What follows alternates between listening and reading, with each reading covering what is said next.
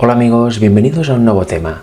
En esta ocasión vamos a hablar de el espíritu del anticristo y para ello lo vamos a hacer leyendo el edicto de Tesalónica, porque vamos a relacionar el espíritu del anticristo con algo que se dictaminó ahí por ley, que se obligó ahí por ley. El contexto es que en aquel momento se instauró el cristianismo niceno en todo el Imperio Romano, sin excepción, y se tomaron una serie de medidas no para prohibir las religiones no cristianas, sino para prohibir todas las versiones del cristianismo que existían en aquel momento, especialmente el arrianismo. Y para hacerlo, mirad qué edicto tan claro editaron y promulgaron en aquel momento los obispos de Roma. Fijaros, lo tenéis en pantalla y lo vamos a leer y comentar porque es realmente tremendo y creo que debería hacer pensar a muchas personas de la actualidad. Mirad, nos dice así: Edicto de los emperadores Graciano, Valentiniano II y Teodosio Augusto al pueblo de la ciudad de Constantinopla. En aquel momento era la capital del Imperio Romano. Ahora creo que es la actual Istambul, obviamente de connotación islámica, desde que la invadieron los turcos hace muchísimos años. ¿Y qué nos dice este edicto? Dice: queremos que todos los pueblos que son gobernados por la administración de nuestra clemencia profesen la religión que el divino apóstol Pedro dio a los romanos, que hasta hoy se ha predicado como la predicó él mismo, y que es evidente que profesan el pontífice Dámaso y el obispo de Alejandría, Pedro, hombre de santidad apostólica. Aquí veis lo que vamos a leer. Según ellos, lo profesa ya el apóstol Pedro en el pasado y todos los apóstoles y obviamente los actuales pontífices, ¿no? Vamos a leer lo que dice. Esto es según la doctrina apostólica y la doctrina evangélica. Creemos en la divinidad única del Padre, del Hijo y del Espíritu Santo bajo el concepto de igual majestad y de la piadosa Trinidad. Fijaros que dice, es un edicto muy corto, es eso, y fijaros que dice cuál es la piedra angular, y la piedra angular sobre la cual se basa todo y gira todo, y uno puede ser castigado o tenido en cuenta positivamente, ¿no? Depende si cree esto o cree otra cosa. Fijaros, dice que creen en la divinidad única tanto del Padre como del Hijo, como del Espíritu Santo, bajo el concepto de ¿qué? De igual majestad, o sea, de coigualdad, coeternidad también podría ser, y de la piadosa Trinidad, o sea que uno debe entender al Padre, al Hijo y al Espíritu Santo bajo el prisma trinitario. Si no, ¿qué pasaba? Pues lo siguiente, dice: ordenamos que tengan el nombre de cristianos católicos quienes sigan esta norma. Con lo cual, quienes no la sigan, no. ¿Y qué les pasaría a los que no la siguieran? Lo dice ahora. Mientras que los demás los juzgamos dementes y locos sobre los que pesará la infamia de la herejía. ¿Vosotros creéis que algo que viene de Dios, un mensaje que viene de Dios, juzga como dementes y locos, hace que los predicadores de esta verdad y de este mensaje denuncie como dementes y locos a todo el que no lo crea? ¿Ese es el espíritu de Dios o el espíritu del anticristo? Por supuesto, el espíritu del anticristo. Y como nos dice en sus epístolas Juan, dice que el espíritu del anticristo se manifiesta en que no se cree en el Padre y en el Hijo, y tampoco se cree que el Hijo vino en carne, que tomó nuestra misma naturaleza. Con lo cual aquí vemos esa religión dominante, el inicio del catolicismo, para prohibir todas las diferentes versiones del cristianismo que había en aquel momento con el arrianismo. Predominando dice que quien no cree en la divinidad única del Padre, del Hijo y del Espíritu Santo bajo el concepto de la piadosa Trinidad será juzgado como demente y loco. Y aparte será tratado de infame y de hereje, por supuesto. Pero es que aún hay más. Mirad qué dice. Sus lugares de reunión no recibirán el nombre de iglesias y serán objeto primero de la venganza divina. Aquí vemos sus lugares de reunión ya no son iglesias. Según ellos ya son otra cosa. Y serán objeto de, ¿qué dice? De la venganza divina. En primer lugar. Pero luego ¿qué? Por si acaso no pasara nada y pudieran seguir reuniéndose y pudieran seguir expandiendo esas doctrinas herejes, según ellos, ¿qué van a hacer? Dice, y después serán castigados por nuestra propia iniciativa que adoptaremos siguiendo la voluntad celestial. Fijaros, primero venganza divina, pero también tendremos iniciativas propias, ¿no? Iniciativas que serán para eliminar completamente a los disidentes, ¿no? Serían llamados en aquel tiempo las personas que no creen en eso que hemos leído. Y aparte, ¿cómo lo harán? Siguiendo la voluntad celestial. O sea, según ellos, según el mandato de Dios, hay que tratar de juzgar de dementes y locos a todos los que no crean en la divinidad única del Padre y del Hijo y del Espíritu Santo bajo el prisma de la Trinidad, de su Trinidad. Serán infames, serán herejes, serán castigados primero por la venganza divina y obviamente inmediatamente también por ellos mismos con iniciativas, supongo, como destruir sus lugares de culto y matarlos a todos. De hecho, después de este edicto hubo varias matanzas y muchos murieron. Y todo esto bajo el nombre de Dios, ¿no? Bajo la voluntad divina. ¿Os dais cuenta qué espíritu tan impresionante, qué espíritu del anticristo se manifestó ahí? Y no recuerda a lo que se manifestó a lo largo de toda la historia y también se manifiesta actualmente por parte del protestantismo y también dentro del adventismo. Cuando alguien toca el tema de la deidad, ¿qué es lo que le acostumbra a pasar? Pues acostumbra a ser atacado, acostumbra a ser borrado, apartado, silenciado, muchas veces insultado. En definitiva, se convierte en una especie de alfombra sobre el cual todo el mundo tiene derecho a pisar y hacerle de todo. Y ya se acabó la hermandad y se acabó prácticamente la categoría de persona, ¿no? Muchas veces ha pasado así, obviamente en otros casos no, hay empatía, etcétera, pero en general, ¿qué sucede cuando alguien dice o levanta la mano diciendo yo estoy estudiando el tema de la deidad y no veo clara la Trinidad? No es que la haya negado, sino que no la veo clara. Estoy estudiando y creo que hay más luz y hay otra cosa que dice la Biblia al respecto y que no concuerda con esto, igual que el espíritu de profecía. Pues ¿qué sucede en el adventismo? Que uno es tratado de hereje, de disidente y automáticamente es tachado y marcado y no os acerquéis, por supuesto, a él. Conozco casos de gente que incluso le han prohibido hablar, le han silenciado y han prohibido a los demás hermanos escuchar lo que dice el hermano en cuestión. Ni siquiera se permite muchas veces estudiar, se tiene casi que hacer en secreto y callando, no diciendo mucha cosa, porque puede haber problemas. Se despierta este espíritu. Yo he visto muchas veces en hermanos particulares el espíritu inquisidor. Si pudieran, incluso matarían a las personas que están dudando siquiera de la creencia trinitaria que ahora tiene la propia Iglesia Adventista. Y en el mundo protestante igual, y en el mundo católico igual. Ese espíritu sigue latente. ¿Y eso es correcto? Por supuesto que no. Pero es que resulta que también ese espíritu está presente en el bando de las personas que no creen en la Trinidad. Muchas veces hay hermanos de este bando que usan o tienen el mismo espíritu y obligan a los que creen en la Trinidad a no creer en ella. Y también los tachan de babilónicos, de apóstatas, no se reúnen más con ellos y los tratan como basura, podríamos decir, ¿no? ¿Eso es lo correcto? Por supuesto que no.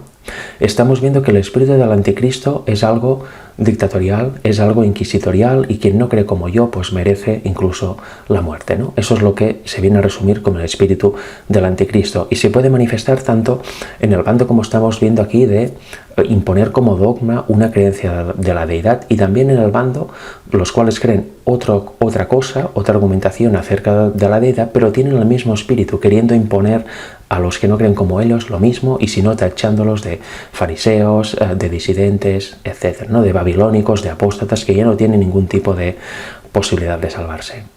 ¿Veis cómo lo que pasó antes y lo que pasa ahora es lo mismo? Quizá algunos de vosotros no os habéis encontrado nunca en nada de esto, pero yo sí. Lo he vivido en tercera persona y en primera persona. Por supuesto ha habido muchos casos en que ha habido una actitud totalmente diferente, ¿no? Y buena, y es de agradecer, pero qué triste, ¿no? Que suceda esto también, no solo en el mundo católico, sino en el mundo protestante, esa intolerancia a que alguien te diga quizá lo que crees no es del todo correcto. Mira, he descubierto eso. Esa intolerancia a buscar más o a pensar que estoy equivocado. Tremendo, ¿no? Pues eso es el edicto de Tesalónica y ahora os voy a mostrar algo que vi en los hermanos del canal del Clamor de Medianoche y también del propio hermano Carlo Cabello. Hizo un vídeo conjunto hace ya tiempo, quizá 2 años o un poco menos, y me he acordado hoy preparando este tema. Os voy a leer porque descubrieron algo muy interesante del tiempo de los pioneros, cuando ya se estaba gestando la ley dominical. Descubrieron algo muy interesante del año 1890 y eso está en la propia Review Angela. Os voy a dejar la Review Angela en cuestión en la descripción del vídeo para que la podáis descargar y leer. Y trata de la Breckinridge Bill. Pero aparte de eso, trata de algo que descubrieron algunos de los pioneros y consultaron con unos abogados a ver si eso estaba vigente o no.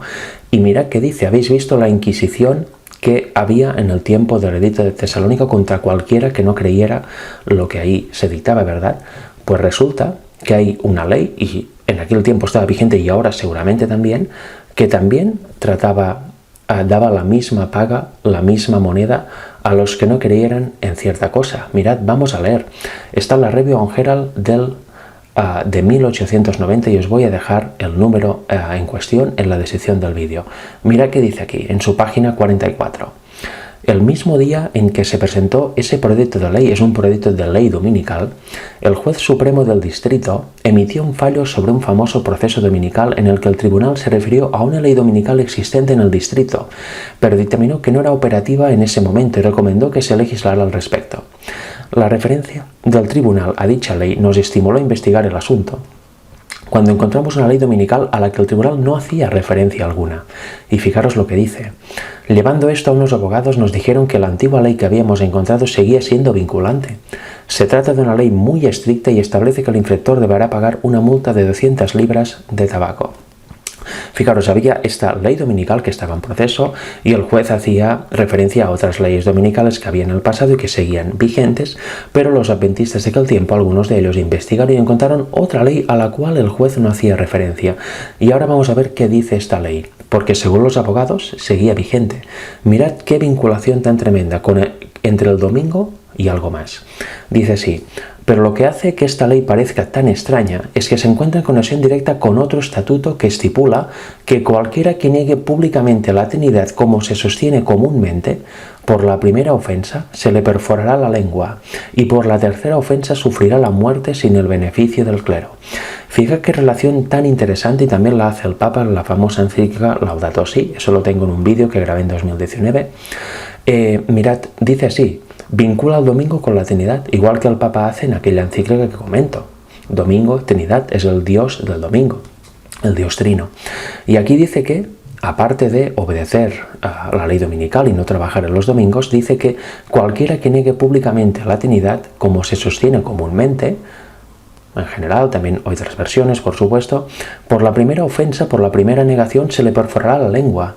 Imaginad qué barbarie. Y por la tercera, directamente lo matarán. Aquí encontraron los pioneros una vinculación tremenda entre el domingo y la Trinidad. O sea, y esto es de 1890, no hace tantos años.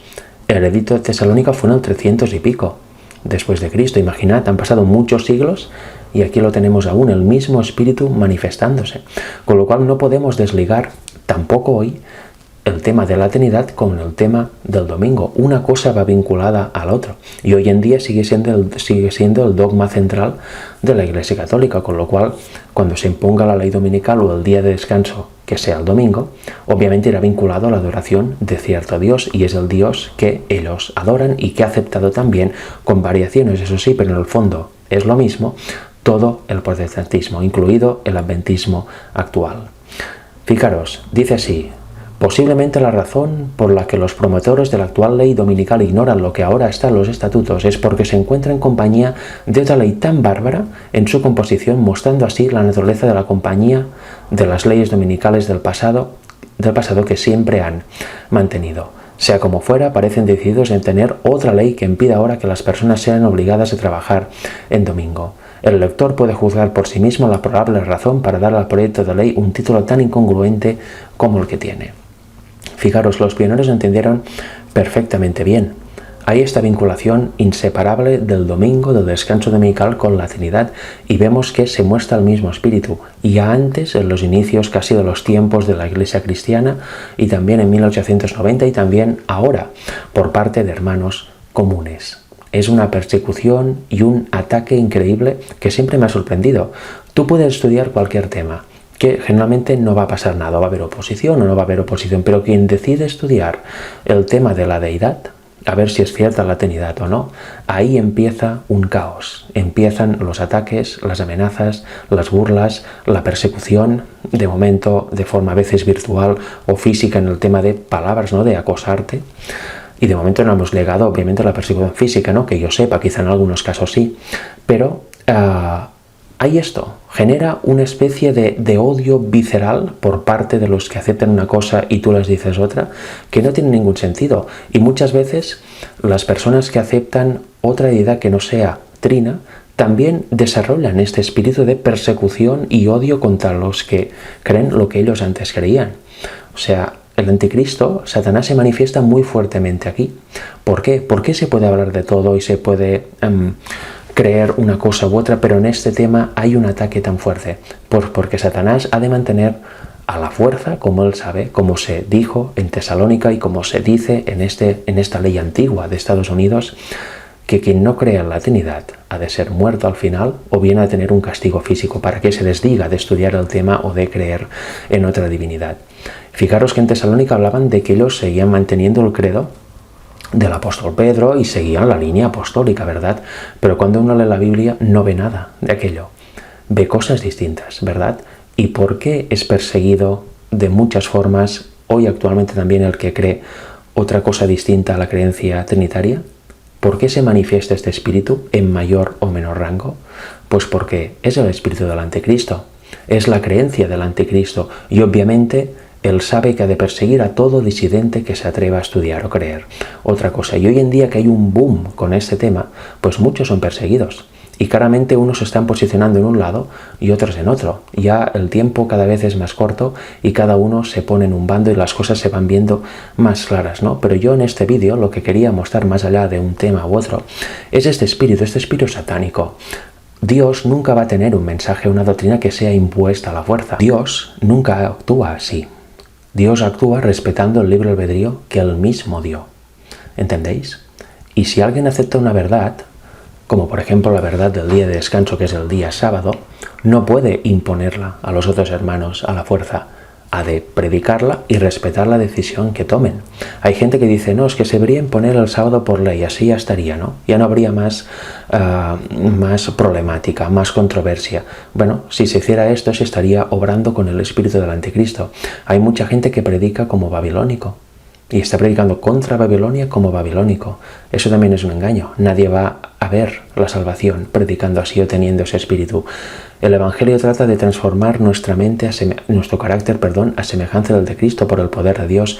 Se trata de una renovación completa de nuestra mente. Se trata de no estar más en el espíritu del anticristo. Con lo cual, cuando veamos que a nivel estatal, a nivel nacional, se impone una ley, como puede ser una ley dominical, que va vinculada a esta creencia de la Trinidad, y se impone a la fuerza, con castigos y penalizaciones para quien no lo crea o quien no quiera aceptarlo, persecuciones, cierre de templos, persecución física, incluso llegando a la muerte, multas, encarcelamientos, debemos tener claro que eso no proviene de Dios. Dios no actúa así, su pueblo no actúa así. ¿Entendéis? Bueno, espero que os haya interesado este corto y pequeño vídeo, esta pequeña disertación. Seguro que se puede añadir muchísimo más, pero lo he querido hacer corto y os dejo para que reflexionéis con el edicto de Tesalónica y también ese extracto de la Review Herald, de un número de la Review Herald de 1890, donde los pioneros hablan de esta vinculación que encontraron en una antigua ley que seguía vigente en su tiempo, ¿no? Esta antigua ley dominical que también se vinculaba con cualquiera que niegue la Trinidad será primero perforada su lengua y si sigue defendiendo algo que no sea la Trinidad, pues sería acabando muerto. Espero que os haya interesado y que os haga, sin duda, pensar. Eliminad los prejuicios de vuestra mente. Eliminad el fanatismo que algunos quizá podáis tener. Estudiad la Biblia tal y como es. Debéis creer la Biblia tal y como está escrita y debéis creer lo que Dios dice y tal y como lo dice. Así conoceremos la verdad y seremos libres. Si no, entraremos en filosofías, en argumentos, en interpretaciones que acaban negando muchas veces la literalidad de muchos textos. La Biblia es muy sencilla de entender, incluso para los niños. Los símbolos y figuras se entienden en la propia Biblia, en el propio contexto, ella te lo explica. Pero lo que está en el lenguaje literal se debe entender literalmente y tal y como está escrito. Primero entenderlo y luego pedir al Señor discernimiento para poder entender el por qué es así. No negarlo o querer ver en la Biblia lo que uno ya cree, por sus prejuicios, por sus dogmas, por sus credos, etc. Debemos ver la Biblia tal y como es. Y así, como he dicho, seremos verdaderamente libres. Que Dios os bendiga y nos vemos pronto, si Dios quiere, con otro vídeo.